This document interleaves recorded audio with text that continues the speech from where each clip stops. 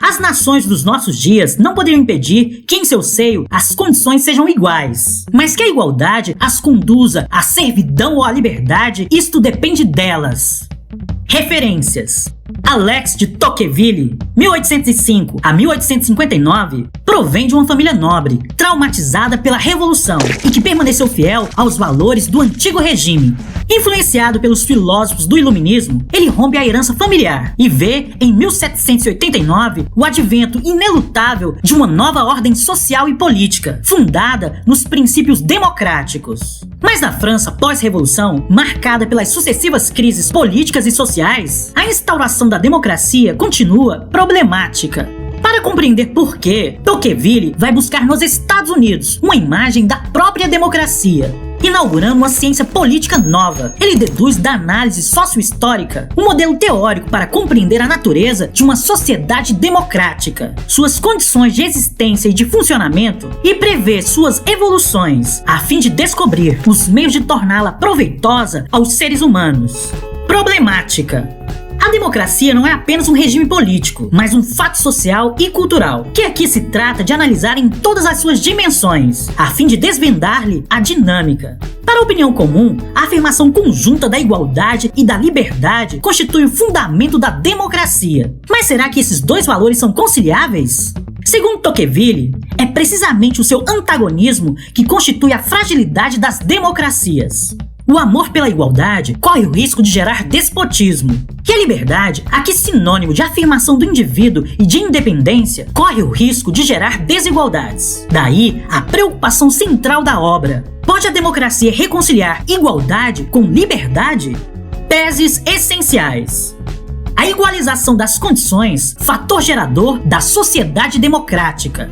A democracia se caracteriza essencialmente pela igualização das condições, tendência penosa e difícil da história.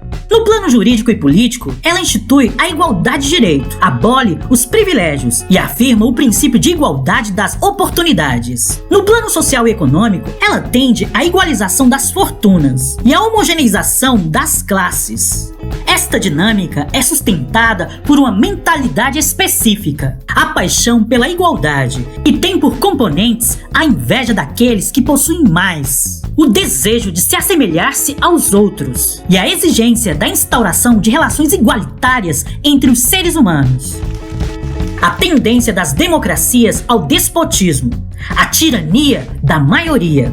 Supõe-se que a maioria encarna a vontade do povo e pode, portanto, legitimamente impor suas decisões à minoria. Ela corre o risco de abusar de seu poder, oprimindo assim a minoria. Numa sociedade igualitária, a opinião pública toda poderosa exerce um domínio moral sobre todos os indivíduos. Com medo de não se assemelhar-se aos outros, o indivíduo é convencido de que há muito mais sabedoria em muitos sujeitos do que num só, e assim aderem de forma acrítica ao pensamento dominante. O despotismo tutelar. A igualização das condições gera atomização do corpo social e, consequentemente, o individualismo. Os cidadãos abandonam o espaço público e só se preocupam com seu bem-estar. Assim, eles abandonam o exercício do seu livre-arbítrio, confiando a um poder único e central, o cuidado de administrar sua vida, e assim regulamentar seu pensamento e a sua ação para garantir a sua felicidade e também a sua segurança. Consideravelmente extenso e reforçado, o Estado exerce uma tutela absoluta sobre os cidadãos que se tornam cúmplices. Os remédios ao despotismo democrático.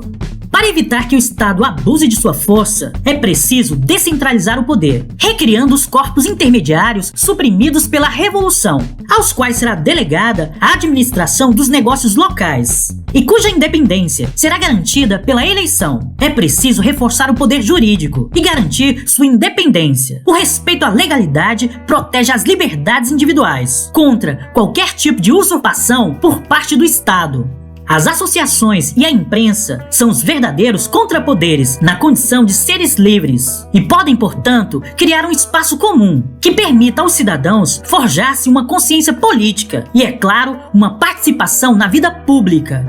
Conceitos: individualismo.